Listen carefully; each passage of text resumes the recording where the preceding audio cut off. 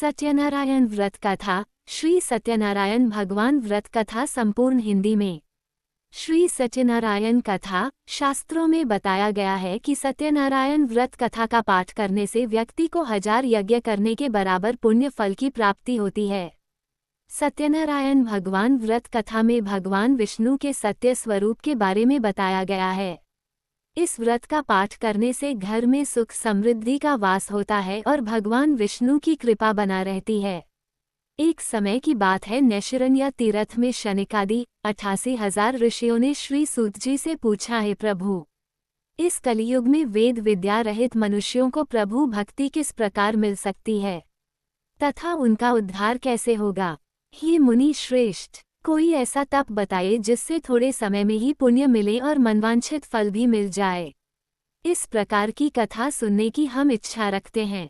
सर्व शास्त्रों के ज्ञाता सूत जी बोले, हे वैष्णवों में पूज्य, आप सभी ने प्राणियों के हित की बात पूछी है, इसलिए मैं एक ऐसे श्रेष्ठ व्रत को आप लोगों को बताऊंगा जिसे नारद जी ने लक्ष्मी नारायण जी से पूछा था और लक्ष्मीपति ने मुनिश्रेष्ठ नारद जी से कहा था। आप सब इसे ध्यान से सुनिए। एक समय की बात है, योगीराज नारद जी दूसरों के हित की इच्छा लिए अनेकों लोकों में घूमते हुए मृत्युलोक में आ पहुँचे। यहाँ उन्होंने अनेक योनियों में जन्मे प्रायः सभी मनुष्यों को अपने कर्मों द्वारा अनेकों दुखों से पीड़ित देखा। उनका दुख देख नारद जी सोचने लगे कि कैसा यत्न किया जाए जिसके करने से निश्चित रूप से मानव के दुखों का अंत हो जाए। इसी विचार पर मनन करते हुए वह विष्णुलोक में गए। वहाँ वह देवों के ईश नारायण की स्तुति करने लगे, जिनके हाथों में शंख, चक्र, गदा और पद्म थे, गले में वरमाला पहने हुए थे। स्तुति करते हुए नारद जी बोले, हे भगवान, आप अत्यंत शक्ति से संपन्न हैं, मन तथा वाणी भी आपको नहीं पा सकती हैं। आपका आदि, मध्य तथा अंत नहीं है। निर्गुण स्वरूप सृष्टि के कारण भक्तों के दुख को दूर करने वाले हैं, आपको मेरा नमस्कार है। नारद जी की स्तुति सुन विष्णु भगवान बोले, हे मुनिश्रेष्ठ, आपके मन में क्या बात है? आप किस काम के लिए पधारे हैं? उसे निःसंकोच कहो। इस पर नारद मुनि बोले कि मृत्युलोक में अनेक योनियों में जन्मे मनुष्य अपने कर्मों के द्वारा अनेकों दुख से दुखी हो रहे हैं। हे नाथ, आप मुझ पर दया रखते हैं तो बताइए कि वो मनुष्य थोड़े प्रयास से ही अपने दुखों से कैसे छुटकारा पा सकते हैं। श्रीहरि बोले, हे नारद, मनुष्यों की भलाई के लिए तुमने बहुत अच्छी बात पूछी है। जिसके करने से मनुष्य मोह से छूट जाता है, वह बात मैं कहता हूँ, उसे सुनो। स्वर्गलोक व मृत्युलोक दोनों में एक दुर्लभ उत्तम व्रत है जो पुण्य देने वाला है। आज प्रेमवश होकर मैं उसे तुमसे कहता हूँ। श्री सत्यनारायण भगवान का ये व्रत अच्छी तरह विधानपूर्वक करके मनुष्य तुरंत ही यहाँ सुख भोग कर मरने पर मोक्ष पाता है। श्रीहरि के वचन सुन नारद जी बोले कि उस व्रत का फल क्या है और उसका विधान क्या है। यह व्रत किसने किया था? इस व्रत को किस दिन करना चाहिए? सभी कुछ विस्तार से बताएं। नारद की बात सुनकर श्रीहरि बोले, दुख व शोक को दूर करने वाला ये सभी स्थानों पर विजय दिलाने वाला है। मानव को भक्ति व श्रद्धा के साथ शाम को श्री सत्यनारायण की पूजा धर्म परायण होकर ब्राह्मणों व बंधुओं के साथ करनी चाहिए। भक्ति भाव से ही नैवेद्य, केले का फल, घी, दूध और गेहूं का आटा सवाया लें। गेहूं के स्थान पर साठी का आटा, शक्कर तथा गुड़ लेकर व सभी भक्षण योग्य पदार्थों को मिलाकर भगवान का भोग लगाएं। ब्राह्मणों सहित बंधु बांधवों को भी भोजन कराएं, उसके बाद स्वयं भोजन करें। भजन कीर्तन के साथ भगवान की भक्ति में लीन हो जाएं। इस तरह से सत्यनारायण भगवान का ये व्रत करने पर मनुष्य की सारी इच्छाएं निश्चित रूप से पूरी होती हैं। इस कलिकाल अर्थात कलियुग में मृत्युलोक में मोक्ष का यही एक सरल उपाय बताया गया है। श्री सत्यनारायण व्रत कथा का पहला अध्याय संपूर्ण। बोलिए श्री सत्यनारायण भगवान की जय। सत्यनारायण भगवान की व्रत कथा का दूसरा अध्याय। सूत जी बोले, हे ऋषियों, जिसने पहले समय में इस व्रत को किया था उसका इतिहास कहता हूँ, ध्यान से सुनो। सुंदर काशीपुरी नगरी में एक अत्यंत निर्धन ब्राह्मण रहता था। भूख प्यास से परेशान वह धरती पर घूमता रहता था। ब्राह्मणों से प्रेम करने वाले भगवान ने एक दिन ब्राह्मण का वेश धारण कर उसके पास जाकर पूछा, हे विप्र, नित्य दुखी होकर तुम पृथ्वी पर क्यों घूमते हो? दीन ब्राह्मण बोला, मैं निर्धन ब्राह्मण हूँ, भिक्षा के लिए धरती पर घूमता हूँ। हे भगवान, यदि आप इसका कोई उपाय जानते हो तो बताइए। वृद्ध ब्राह्मण कहता है कि सत्यनारायण भगवान मनोवांछित फल देने वाले हैं, इसलिए तुम उनका पूजन करो। इसे करने से मनुष्य सभी दुखों से मुक्त हो जाता है। वृद्ध ब्राह्मण बनकर आए सत्यनारायण भगवान उस निर्धन ब्राह्मण को व्रत का सारा विधान बताकर अंतर्धान हो गए। ब्राह्मण मन ही मन सोचने लगा कि जिस व्रत को वृद्ध ब्राह्मण करने को कह गया है मैं उसे जरूर करूंगा। ये निश्चय करने के बाद उसे रात में नींद नहीं आई।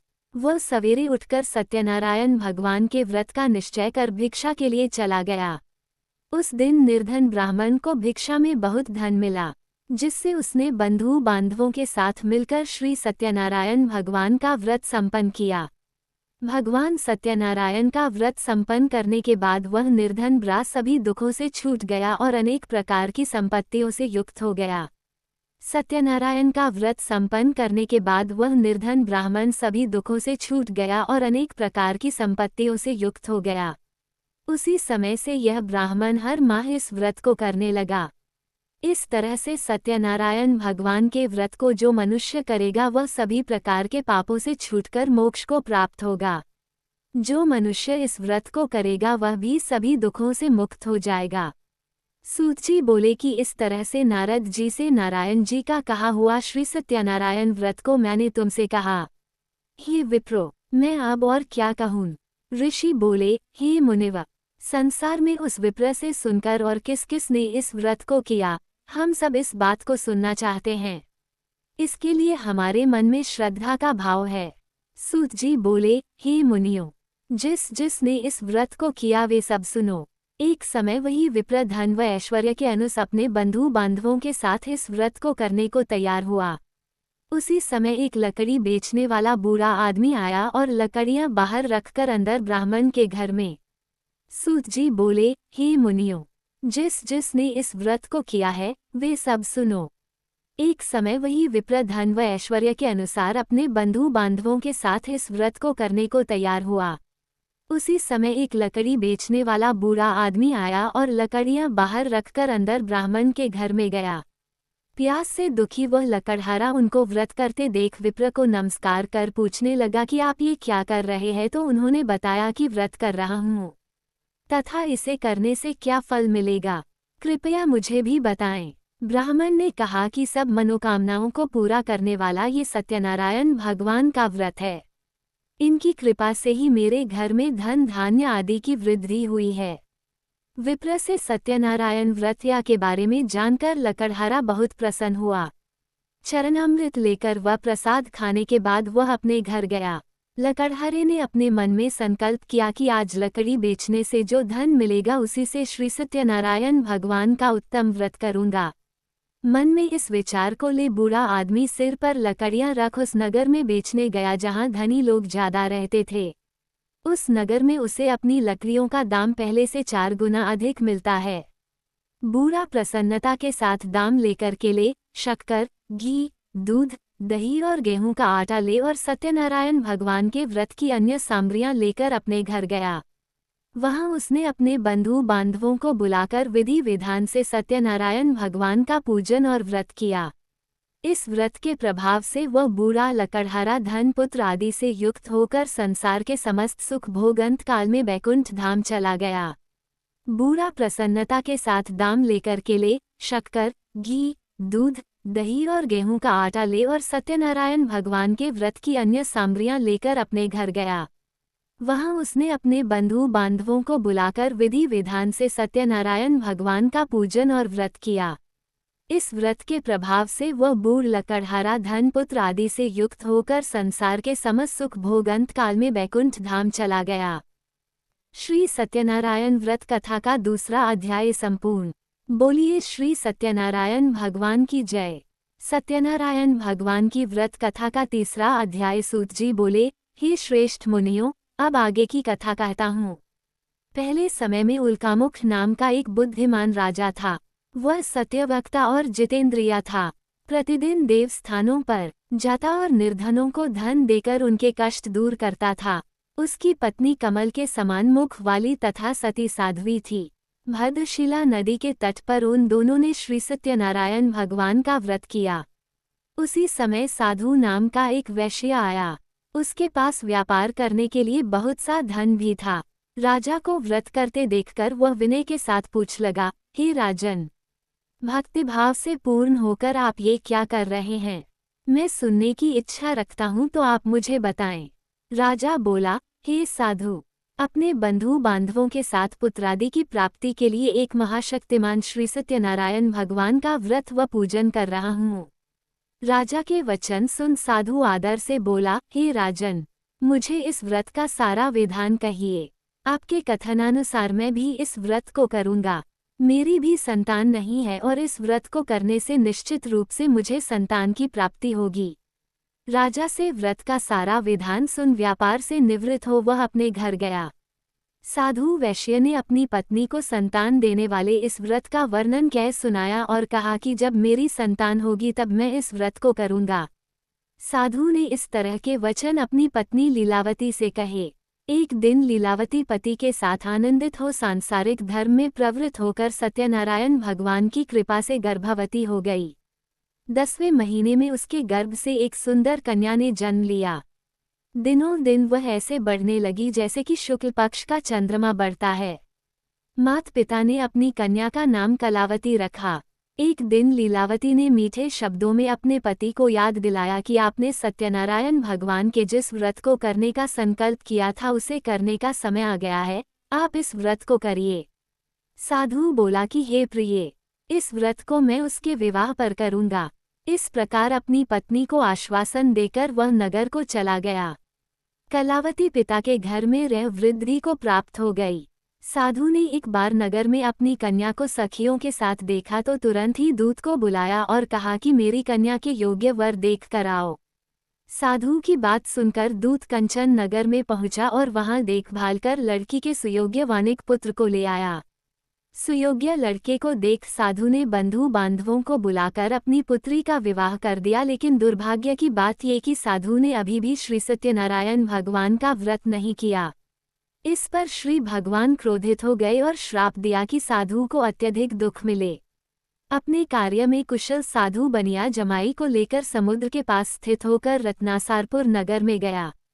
वहां जाकर दामाद ससुर दोनों मिलकर चंद्रकेतु राजा के नगर में व्यापार करने लगे। एक दिन भगवान सत्यनारायण की माया से एक चोर राजा का धन चुराकर भाग रहा था। उसने राजा के सिपाहियों को अपना पीछा करते देख चुराया हुआ धन वहां रख दिया जहां साधु अपने जमाई के साथ ठहरा हुआ था। राजा के सिपाहियों ने साधु वैश्य के पास राजा का धन पड़ा देखा तो वह ससुर जमाई दोनों को बांधकर प्रसन्नता से राजा के पास ले गए और कहा कि उन दोनों चोरों हम पकड़ लाए हैं, आप आगे की कार्यवाही की आज्ञा दें। राजा की आज्ञा से उन दोनों को कठिन कारावास में डाल दिया गया और उनका सारा धन भी उनसे छीन लिया गया। श्री सत्यनारायण भगवान से श्राप से साधु की पत्नी भी बहुत दुखी हुई। घर में जो धन रखा था उसे चोर चुरा ले गए। शारीरिक तथा मानसिक पीड़ा व भूख प्यास से अति दुखी हो अन्न की चिंता में कलावती के ब्राह्मण के घर गई। वहां उसने श्री सत्यनारायण भगवान का व्रत होते देखा, फिर कथा भी सुनी। वह प्रसाद ग्रहण कर वह रात को घर वापस आई। माता के कलावती से पूछा कि हे पुत्री, अब तक तुम कहाँ थी? तेरे मन में क्या है? कलावती ने अपनी माता से कहा, हे माता, मैंने एक ब्राह्मण के घर में श्री सत्यनारायण भगवान का व्रत देखा है। कन्या के वचन सुन लीलावती भगवान के पूजन की तैयारी करने लगी। लीलावती ने परिवार व बंधुओं सहित सत्यनारायण भगवान का पूजन किया और उनसे वर मांगा कि मेरे पति तथा जमाई शीघ्र घर आ जाएं।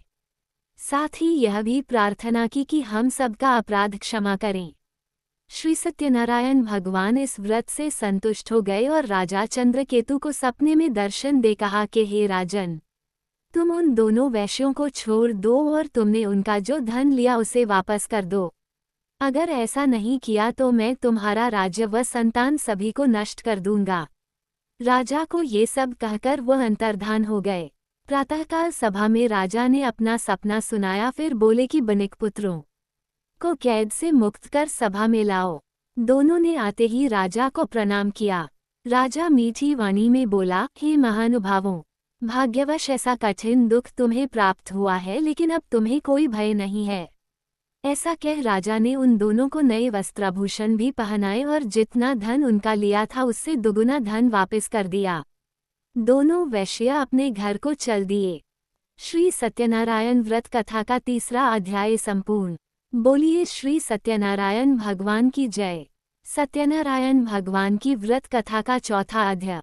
सूत जी बोले, वैश्य ने मंगलाचार कर अपनी यात्रा आरंभ की और अपने नगर की ओर चल दिए।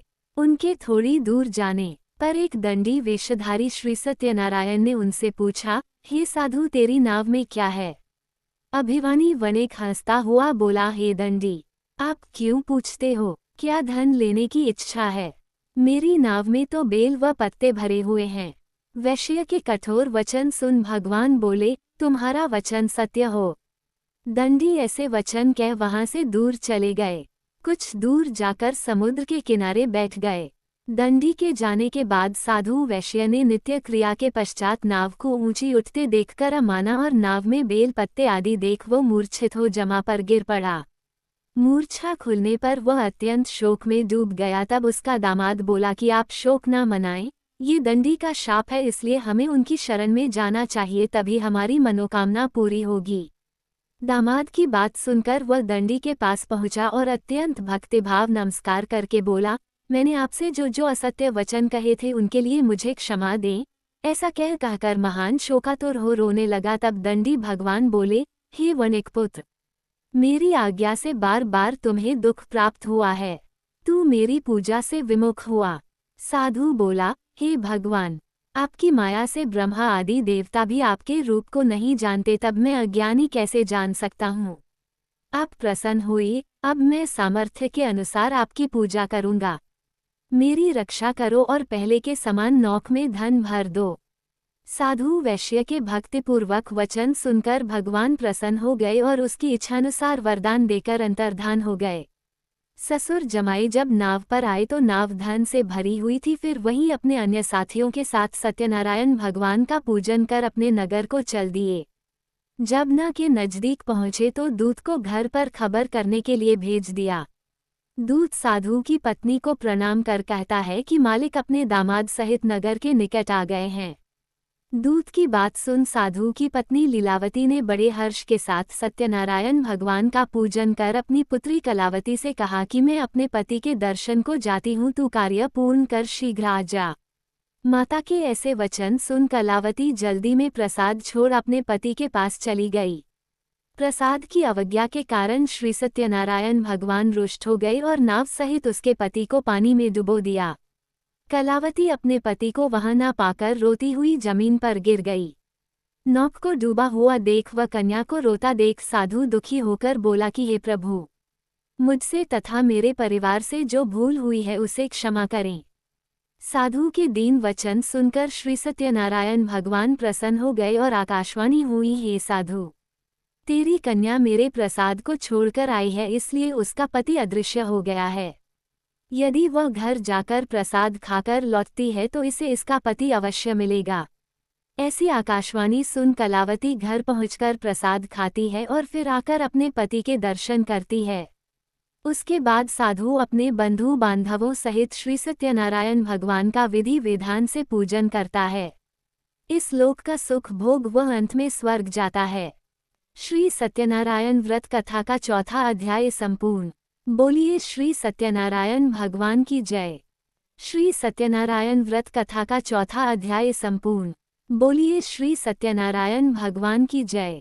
सत्यनारायण भगवान की व्रत कथा का 5वां अध्याय। सूत जी बोले, हे ऋषियों, मैं और भी एक कथा सुनाता हूँ, उसे भी ध्यानपूर्वक सुनो। प्रजापालन में लीन तुंगाध्वज नाम का एक राजा था। उसने भी भगवान का प्रसाद त्याग कर बहुत ही दुख सहन किया। एक बार वन में जाकर वन्य पशुओं को मारकर वह बड़ के पेड़ के नीचे आया। वहां उसने ग्वालों को भक्ति भाव से अपने बंधुओं सहित सत्यनारायण भगवान का पूजन करते देखा। अभिमानव राजा ने उन्हें देखकर भी पूजा स्थान में नहीं गया और न उसने भगवान को नमस्कार किया। ग्वालों ने राजा को प्रसाद दिया, लेकिन उसने वह प्रसाद नहीं खाया और प्रसाद को वहीं छोड़ वह अपने नगर को चला गया। जब वह नगर में पहुंचा तो वहां सब कुछ तहस नहस हुआ पाया तो वह शीघ्र ही समझ गया कि यह सब भगवान ने ही किया है। वह दोबारा ग्वालों के पास पहुंचा और विधि पूर्वक पूजा करके प्रसाद खाया तो श्री सत्यनारायण भगवान की कृपा से सब कुछ पहले जैसा हो गया। दीर्घकाल तक सुख भोगने के बाद मरणोपरांत उसे स्वर्गलोक की प्राप्ति हुई। जो मनुष्य परम दुर्लभ इस व्रत को करेगा तो भगवान सत्यनारायण की अनुकंपा से उसे धन धान्य की प्राप्ति होगी। निर्धन धनी हो जाता है और भयमुक्त हो जीवन जीता है। संतानहीन मनुष्य को संतान सुख मिलता है और समनोरथ पूर्ण होने पर मानव अंतकाल में बैकुंठ धाम को जाता है। सूत जी बोले, जिन्होंने पहले इस व्रत को किया है अब उनके दूसरे जन्म की कथा कहता हूँ। वृद्ध शतानंद ब्राह्मण ने सुदामा का जन्म लेकर मोक्ष की प्राप्ति की। लकड़हारे ने अगले जन्म में निषाद बनकर मोक्ष प्राप्त किया। उल्कामुख नाम का राजा दशरथ होकर बैकुंठ को गए। साधु नाम के वैश्य ने मोरध्वज बनकर अपने पुत्र को आरे से चीरकर मोक्ष पाया। महाराज तुंगध्वज ने स्वयंभू होकर भगवान में भक्ति युक्त हो कर्म कर मोक्ष पाया। श्री सत्यनारायण व्रत कथा का 5वां अध्याय संपूर्ण। बोलिए श्री सत्यनारायण भगवान की जय।